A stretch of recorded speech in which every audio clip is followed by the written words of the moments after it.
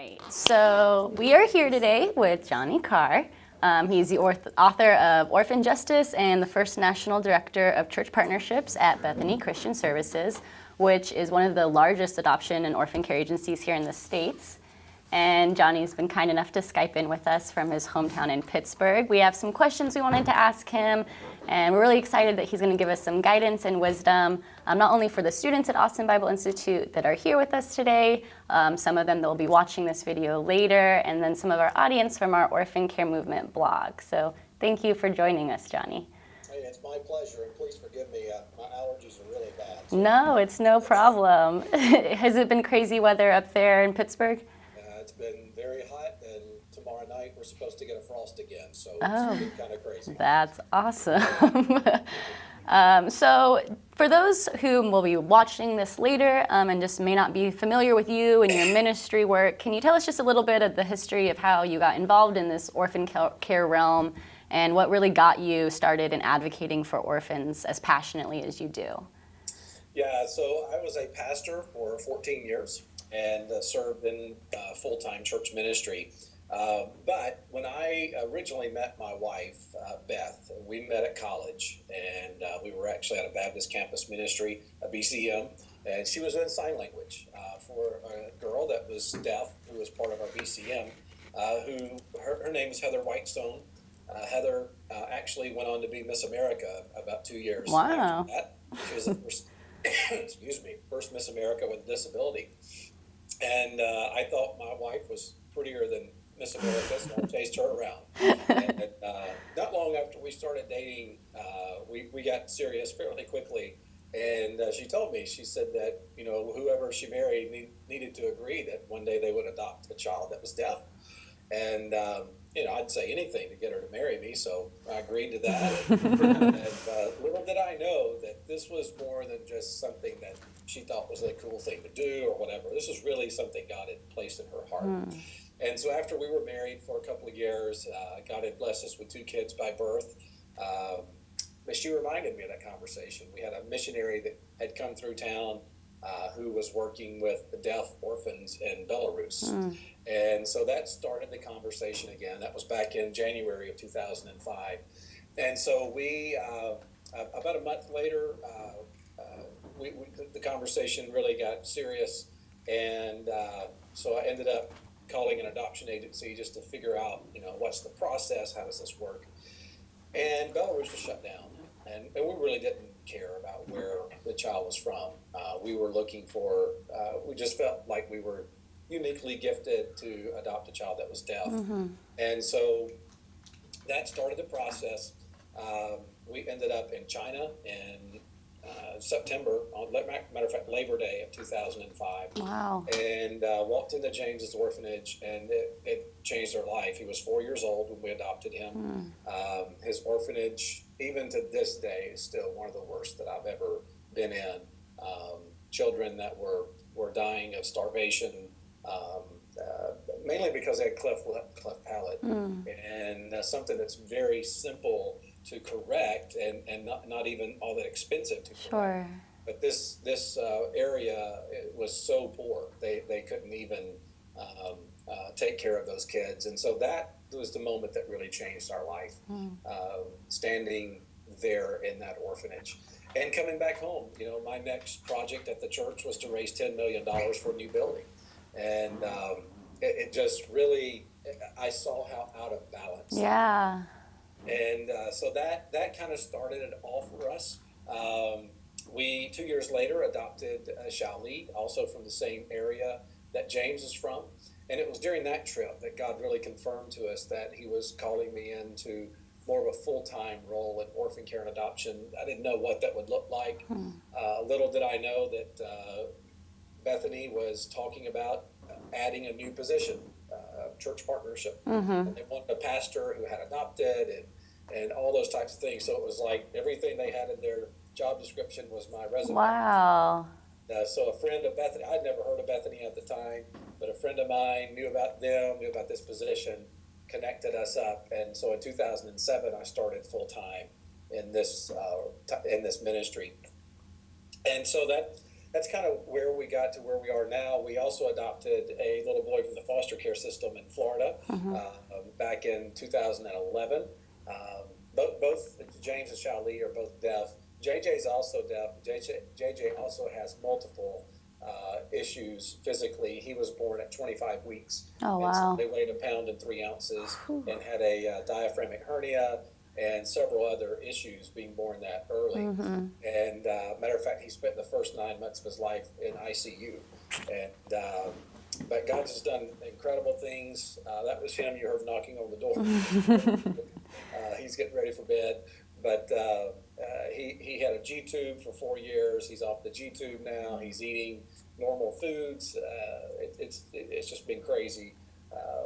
And so that's kind of how we got to where we are. Yeah, it's cool to see how God has kind of been directing your steps in a lot of areas and having you go through different things. All in the meanwhile, in the background, you were saying Bethany was kind of developing this almost a perfect fit for you before you even knew about it. So where in the process of this did you start writing or did you write the Orphan Justice book that you're so well known for? How did that come about? Yeah, that became a project while I was at Bethany.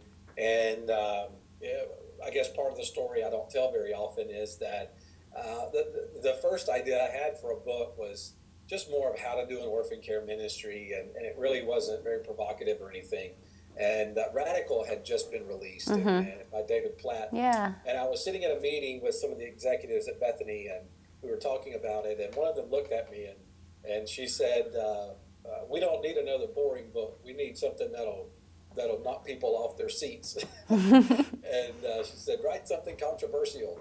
And so it was like, well, I've always been thinking about a lot of these topics and how they're related to orphan care.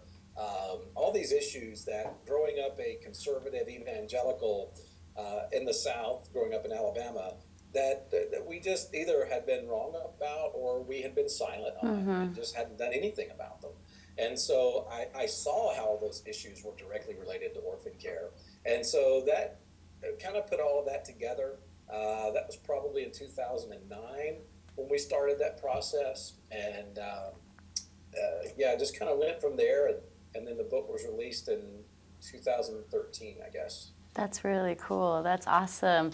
I love that that they told you to write something controversial, and that was that the only direction that they gave you on it, or did you? Well, that became the question: how controversial? Yeah, can it be? yeah. Adoption agencies don't like to be in controversy. So yeah, I mean, it was one of those things where it was my book, it wasn't the agency's book. Yeah. And so we definitely made that distinction that this because of some of the areas that we were going into. Sure. And knowing that it was going to ruffle some feathers along the way. Yeah. But I'll be honest, I just even if you look at some of the endorsements, we've got some people that are considered on the far right that endorse the book, but also some Christians that are considered much more on the left. Yeah. That endorse the book as well. And it's just received a lot of positive feedback, and I think it's because of the transparency. One of the greatest pieces of advice that I received from Willie Rice, I quote Willie in the book, he's one of my mentor pastors. He said, Johnny, just make sure that you come across not as being angry, but as being broken. Don't come across as being bitter, but as broken. And I went back and actually reread the entire book looking for that, wanting to make sure that I was coming across as being broken and not bitter. Yeah, I think that's a really good piece of advice, actually. I think that's something that at Austin Bible Institute, when we're learning about orphan care, I don't know about for you guys, but for me, that's something I struggle with a lot, is getting this like jaded factor that kind of comes on, and I'm like, well, I've learned this, and you guys shouldn't be doing this, and everything needs to stop, and it comes across very aggressive and condescending, and that's not what you want to, you don't want to be doing that. Knowledge kind of puffs up in that area. You want to be broken, exactly, like you said. You want to be loving about it, where you want to share with other people, hey, this is what I've been taught, this is what I've realized. Let's come together as a team, as one, as a body of Christ, and let's change kind of how we've been going about this. I noticed that in your book, you cover a broad range of topics. You talk about trafficking, you talk about foster care, orphanages, adoptions. For you personally, Johnny, which topic kind of touched you the most on a personal level or meant the most to you as you were writing it that kind of made that one topic stand out more than all the other ones? I think growing up in Alabama, it would have to be the racism chapter. Mm-hmm. Um, and I can't remember if this is in the book or not, but my grandfather was actually a policeman during the civil rights movement in Anniston, Alabama.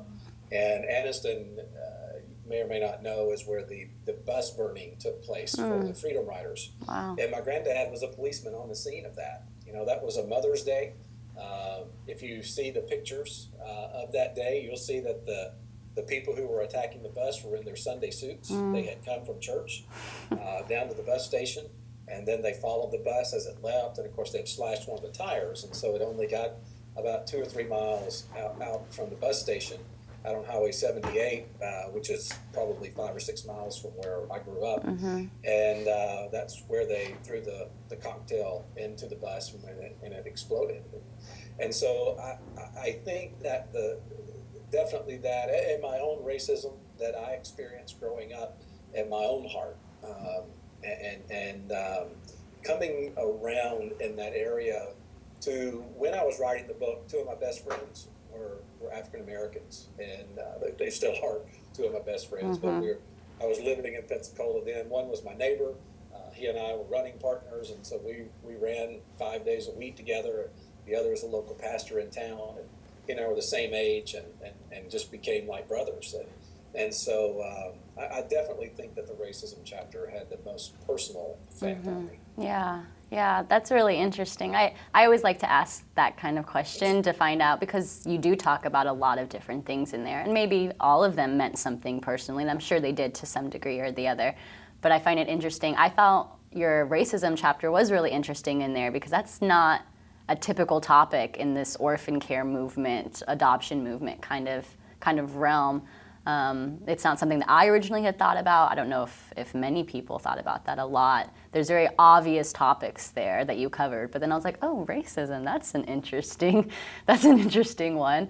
I know one of our followers from our blog wanted to know, and you kind of went into this a little bit with your children and their disabilities and the difficulties they had, but one of our followers wanted to know what are the top challenges that you and your wife faced when you were adopting these children that had those special needs? Yeah, I think for adoption overall, especially for a family that, 2 things that stick out to me. For families that have children that were born to them, is balancing those the discipline. Mm-hmm. You can't raise a child that was adopted at 6 years old like you can a child that was born to you and has been with you from birth, because there are trust issues, there are the histories that the children may have, the children that were adopted, if they came from abuse or neglect, traumatic experiences and things like that. And so I think especially when the kids, your birth kids, are younger and can't understand it as fully as why are some of the rules different? Mm-hmm. Why does that kid get away with something I couldn't get away with?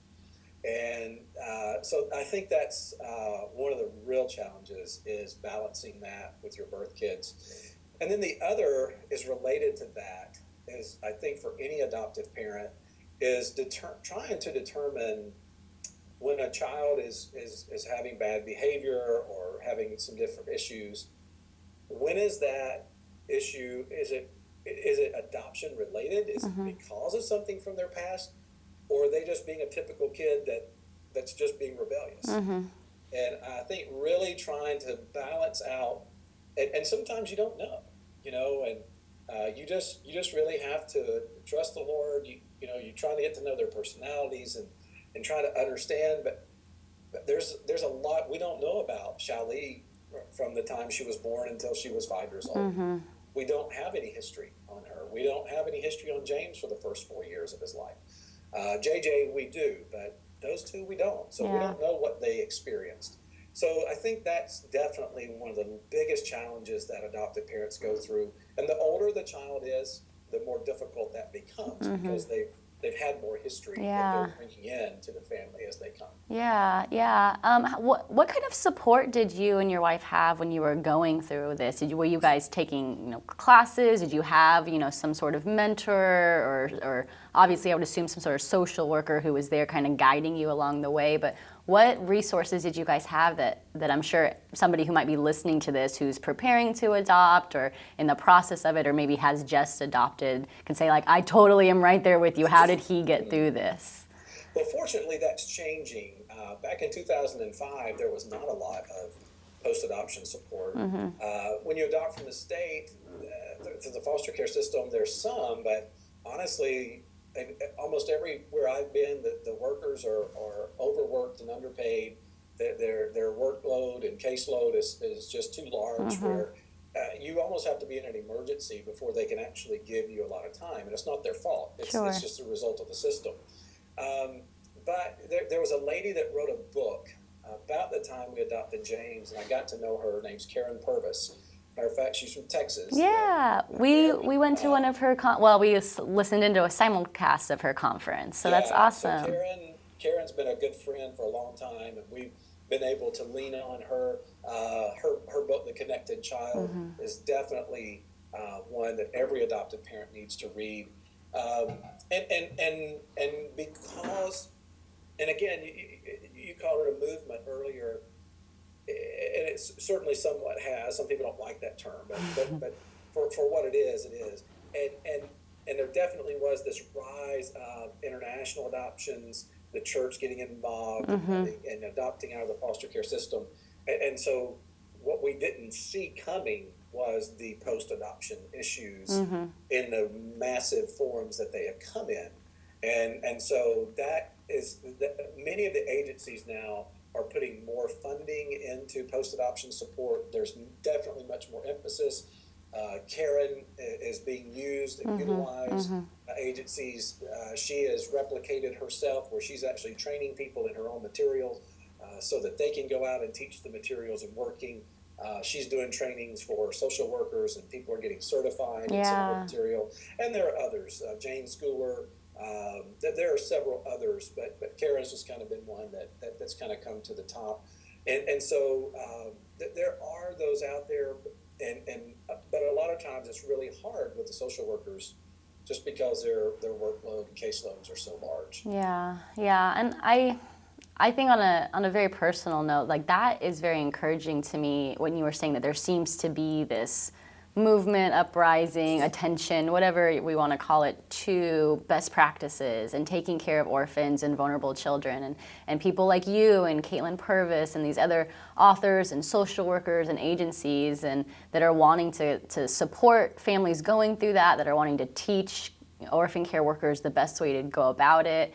I know many people have been praying for this for years and years, and it's exciting, especially for students like us who are kind of right there on the cusp of it, to see, we just went to the CAFO conference, which I know you've been a speaker at before, and seeing all those people there and being like, wow, I'm totally not in this alone, because sometimes you feel like that. And God is totally moving in the hearts of people because he has such a heart for orphans and the lost and the poor, and I think that's really cool. Speaking of kind of a movement or so, I'm sure you're aware in the last few years, there seems to be this very controversial issue about orphanages that has kind of come up. And I know you talked about orphanages in your book. There seems like sometimes people will fall into two different camps, whether it's like, we need to shut down all orphanages, they're completely bad, there's no purpose for them, or orphanages are good, they've been around for lots of years, there's a huge history on them. For you, in your personal opinion, in this day and age, do you think that there's a place for orphanages? Do you think that they should be something that we kind of taper out and do away with? What is your thoughts on that issue and that controversial topic? Well, that would be my hope, is that there would never be a need for another orphanage. But the reality is that there are kids that are living on the streets, and there are kids where the church is not doing what the church should be doing in caring for the kids. And so an orphanage becomes kind of a last resort where the child is placed in the orphanage and they're given food and water and clothing and shelter. And where it's run by Christians, hopefully the scripture and the word. But But my position is this. I don't want us to ever be satisfied with children living their lives in orphanages. Mm-hmm. I think that's a better approach. I'm much more of a pragmatic person, and so I want to look. Okay, what's the reality? What are we dealing with here? Where there are others, the folks at Saddleback would say, don't ever have an orphanage again, ever. Mm-hmm. You know, I'm a little bit more pragmatic than that. But what I hoped to do when I wrote that chapter was to get people to begin to think along those terms. Are we satisfied? Should we be satisfied? Mm-hmm. This is not the biblical approach. The biblical approach is the family. Mm-hmm. Children belong in families. Every child deserves a family, and so what we've seen in many cases is that orphanages actually become a great example of when helping hurts. Mm-hmm. Because we build it, we get the kids off the street. You know, Rwanda is an example. After the genocide that took place, there were thousands and thousands and thousands of kids. Ethiopia, when AIDS was just sweeping through like it was, all these kids that were just massive numbers in a very short amount of time were orphaned.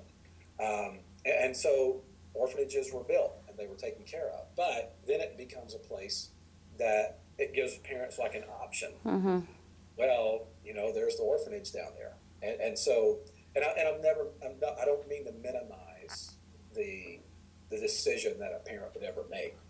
We've never been desperately poor and never been put in that position to even have to consider putting our child in an orphanage or living in a culture like in Asia and many Asian countries where a child with a disability is seen as a curse and seen as having demons and evil spirits in them. And so the community forces that family out or forces that child out. So I don't want to minimize it, but the orphanage becomes an example, though, of when helping hurts. And so my goal would be to say, we want to change our attitude to being one that says this is not the biblical approach. We want to use the family, and then we don't want to be satisfied, even if we have to put the kids in there temporarily, even if it has to be there for a short amount of time. Let's don't be satisfied with children living their lives out in the orphanage. Yeah, I think that's good. I think that yeah, biblically, children belong in a family, and you risk being an enabler for the community as much as there's a very often cases where, like you were saying, they're just really poor, or there's a cultural stigma with the child, or it's a hard place. At the same time, and this happens all the time, where there's women just go and get pregnant and then don't want to take care of them, or the parents kind of just drop them off, and that's when you run into the difficulties that you don't have any birth certificate, you don't have any history, you don't know where they even came from, and who's to know that this isn't just happening over and over and over again. Kind of on that topic of family, an interesting question that one of our blog followers wanted to know is, when it comes to placing a child with a family, what is your opinion on single parents and putting a child that's an orphan, whether it's domestically or internationally, if it's a parent is single but they're materially sound, they're spiritually strong, they can take care of the child, do you feel like putting a child with a single parent is biblically safe and secure? And even for your own personal opinion, what do you think about that? Well, again, I'm much more of a pragmatic person. And on this issue, what I've seen is the more theologically conservative a person is, the less likely they are to say that a child should go in to a single family home. However, I think much of this is situational. I think there are certain situations where I would say absolutely not. And that is for a young 22-year-old woman who's just saying, I want a baby, and wants to go and adopt a child. That's one where I would say absolutely not. For a 50-year-old single man who wants to adopt a young girl, I would say absolutely not. Where we have seen some successes and where I've talked to some different social workers is especially some older teenage girls and single women who are in their midlife 40s, 50s age range, where you've got some even some young men 15, 16-year-old young men being adopted by single men who are in their 40s or 50s or even early 60s. I think that's very much a different situation. And actually, some of the social workers I've talked to said that those have been the most successful adoptions that they've had for these really older kids. And I guess it's because they're not having to worry so much about focusing on their marriage or whatever. Sure. Because adopting a 15-year-old out of the foster care system is a very difficult thing for both the child and the parent. Yeah. And so when people come to me and ask me, hey, Johnny, what's your opinion on that? I'll tell them, what, to me, that's one of those things that you and the Lord have to, if you're not in one of these situations where we'd say absolutely not, if you're kind of more in this middle, so you know what, that's something that you've got to pray about, that you've got to go to the Lord before, and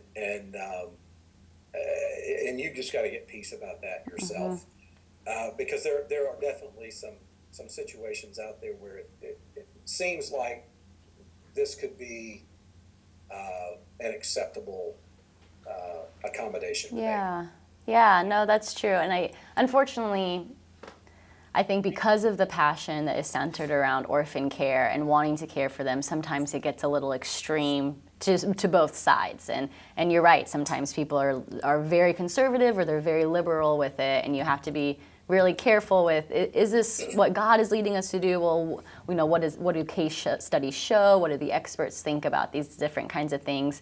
Because just like there's no blanket answer for orphan care, there's no blanket condition for, well, as long as it fits into A, B, and C, that this is gonna work out. You have to kind of look at the evidence and the different things going on.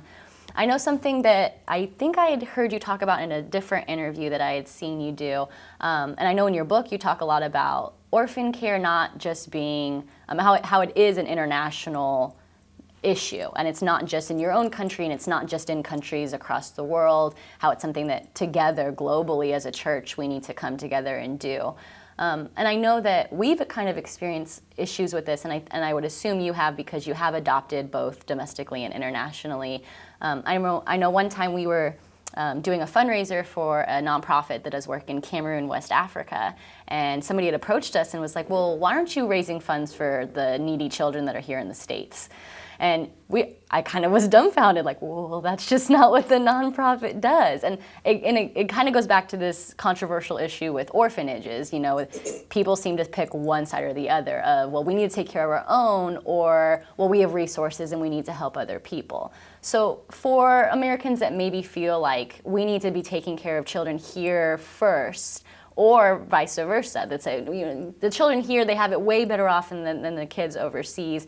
What would you say, or what kind of advice would you give to the people that are kind of in the middle of like, well, what should we be doing? What is the right kind of perspective to have? I've yet to meet anyone who had that perspective that was an adopted parent or foster parent. And there's something about, once you get involved with fostering or adopting, that you begin to see the needs of children everywhere. So my first response, kind of my fleshly response to people like that is, well, how many have you adopted? How many are you fostering? And typically the answer is none. Now, more of a spiritual answer would be looking at the gospel. If this is a gospel issue, if this is an issue that's fueled by the gospel, we are to go into all the world. And there's certain people that feel led to adopt from different countries. Again, with us, we weren't looking for a child from China. We were looking for a child that was deaf. And the first two that God brought to us happened to be from China. That wasn't the issue for us. And so I think that as we step back and just begin to say, you know what, I'm as a believer and follower of Jesus Christ, if we feel like God is really leading us into being adopted parents, then we're going to step into this and just see what kind of doors he opens. Right? And sometimes you'll find there's a person that maybe their family has a history of being missionaries in a certain country, and so they have an affinity towards that country. Or I had a neighbor growing up that was Korean or whatever, but there's typically some type of affinity. Sometimes there's not. And again, it's more people just feeling led by God to go into those certain areas. And because, again, this is not some cut and dry issue that somebody can come to you and say, you shouldn't be doing that. You've got to do that from here. Sometimes, people are going to have opinions about everything, and you just got to determine which ones of them matter to you that you want to listen to, and which ones you're just going to discard and put to the side. Just as this person that came to you, you probably don't even know their name. Yeah. So why should we let that bother us? Sure. Because this person has this attitude or whatever. So it's a gospel issue. The gospel is for the world, and that's kind of my simple answer and approach to that. Yeah. I know another question we had from an audience member, which I thought was really good, and it might be a little, because you're a mere man and you might not have such answers like this, I thought it was great. She was asking, you talk a lot about James 1:27 and all the Bible verses and all the commands from God about, taking care of the orphans and how the fatherless have such a great place in God's heart. Why is it that you think that for so long, taking care of the orphans and defending the vulnerable and the fatherless has kind of been neglected by the church and been on the back burner for a lot of Christians? Well, I would say it's been more the conservative evangelicals that really, we look, the Catholics have been on this issue for a long time. Some other denominations have been actively working in it. But it was really for many of our conservative evangelical churches that we put this aside. And I think it goes back to the 60s and 70s when we had the rise of the social gospel. And where we began to see the pendulum swing to the other side, and the true sense of the word social gospel, it was all in deed and no word. And then as evangelicals, we kind of went to the other side where it was all word and not much deed involved. And so what we've seen, I think, is a coming back to the middle, that this is not an either or, it's a both and. That we want to serve and we want to be involved. But many of these social issues that are related, again, to orphan care have been kind of given to more of the left, more of the liberal side of Christianity. And so as evangelicals, conservatives, we went to the other side and wanted to get away from those issues. And so I think that's really one of the things that fueled a lot of this. And I still run into that, as I go around and travel and preach and teach and meet people and talk about what I do, there's still a lot of hesitancy when it comes to that, because it's like, you know what, we don't want to have anything to do with that social gospel. I get that. I understand what you're saying, but this is not an either or. Sure. It needs to be a both and. And so that's, I think, why we've been seeing the rise of this come back, and people being more open to serving those with HIV and AIDS or some of the issues that we've really been uncomfortable with in the past. Yeah. One last question that I had for you, and this one's kind of fun. I like talking about visions and dreams and kind of goals for the future. For you, what would you say you would like to see in the next 10, 15, 20 years happen between this orphan care and adoption movement and the church around the world? What is kind of your vision to be happening in that realm?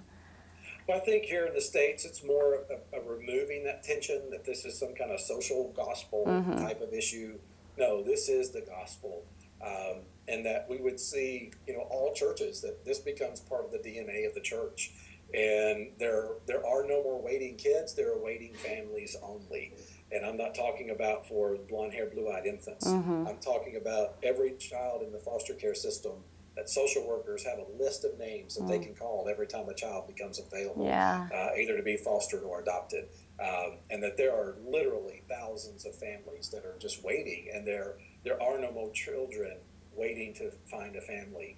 And that globally, that what's already been happening, but will happen more, is that the local churches are taking ownership of the orphans in their own communities. And again, we're seeing that in Ethiopia. We're seeing Ethiopian families actually adopt Ethiopian children. In Rwanda, I mentioned about Saddleback earlier. Saddleback's been working in Rwanda, as you probably know, for years now.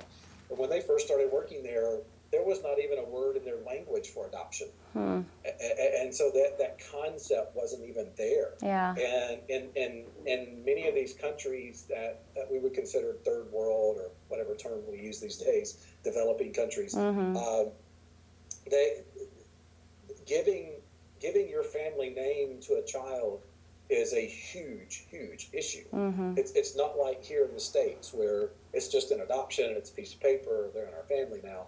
This is your inheritance. This is, this has to do with going back to biblical times, and so it's much larger issue that has to be dealt with globally in many countries because of culture and things like that. And so that would definitely be my prayer, is that even in the international church, the global church, that we would see more of a understanding, not only biblically but culturally, of the word adoption, and seeing families actually adopting children within their own communities, giving them their family name, giving them part of their inheritance, and giving them a real family that they're a part of right there.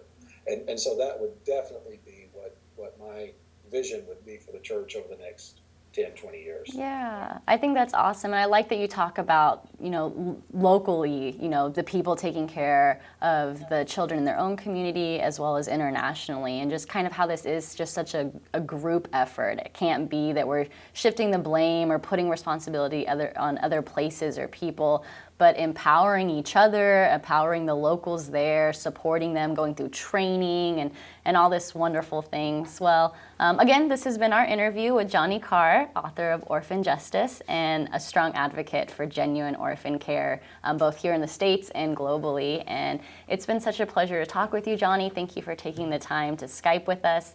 I know for the people that are going to be listening to this later, we will have some links to your Orphan Justice Ministry website, the Orphan Justice book that you have, and you have some other resources. I know you have a blog link there on your website too, so other people can kind of be getting some more information and guidance. So thank you so much for talking with us. We really appreciate your time.